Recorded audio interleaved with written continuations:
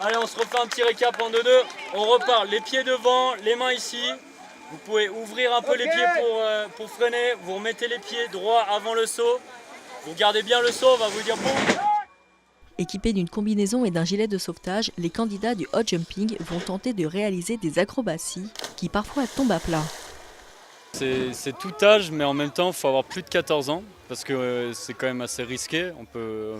On va assez haut et on peut monter à près de, je dirais, 7-8 mètres au maximum. Et en longueur, on peut aller à 20-25 mètres et un plat, ça peut secouer. Alors, c'est pour ça qu'on fait que pour les un peu plus téméraires, on va dire, déjà. Et en dessous de 14 ans, c'est pas possible.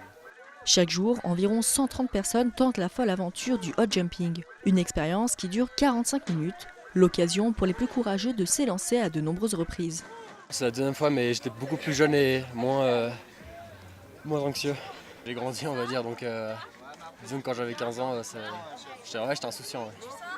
Si certains sont des habitués, d'autres testent cette activité pour la première fois. Charlotte Arbez s'est laissée tenter par ce toboggan de 35 mètres de haut.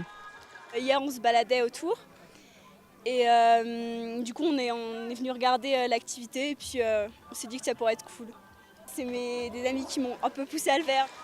Pour les amateurs de sensations fortes, il est également possible de s'élancer depuis ce tremplin en ski, en roller et même en vélo.